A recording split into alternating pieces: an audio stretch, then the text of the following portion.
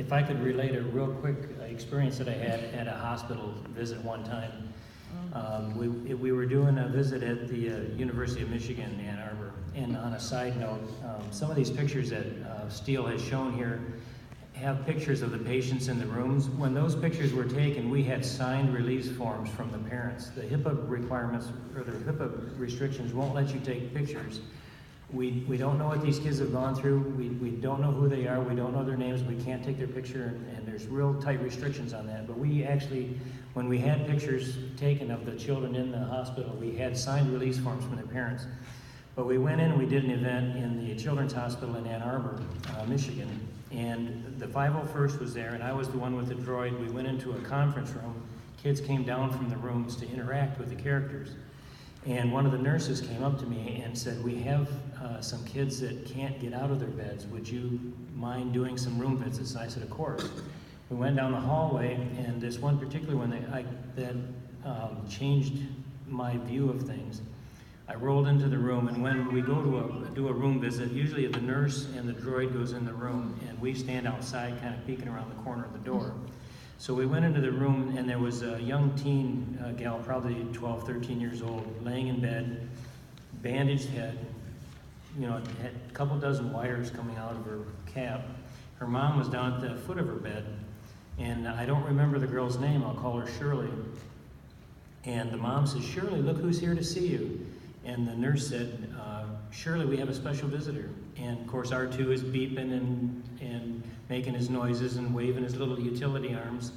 And Shirley looks over, and then she goes back to staring at the ceiling. And she had no interest in that droid whatsoever. And the mom kept trying to encourage her, and the nurse was there and didn't exactly know what to do. And I don't know what came over me. And I don't normally do this, but I drove R2 right up against her bed, and I gave it a little nudge. And then I gave it another little nudge, and another little nudge. And pretty soon I had her bed kind of rocking a little bit. And if you can imagine the scene, the mom's at the foot of the bed watching, the nurse doesn't know what's going on, R2 is doing this to the bed, and Shirley is ignoring, looking at the ceiling. But that moment is when the magic of droids happened. Shirley started to giggle, and then she busted out laughing. And the mom, literally burst into tears. Her hand was clasped over her mouth, and I just remember her tears running down the outside of her hand. She was so struck with.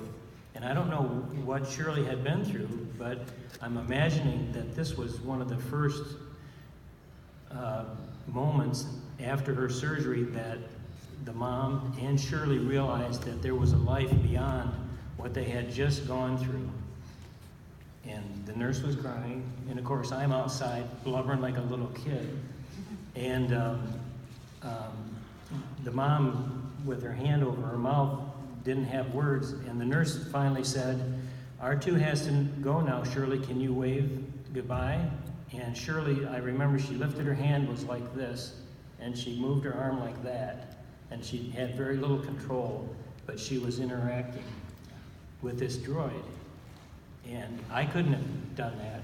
If me, a stranger, had walked in, I couldn't have gotten that reaction, but R2-D2 got that reaction.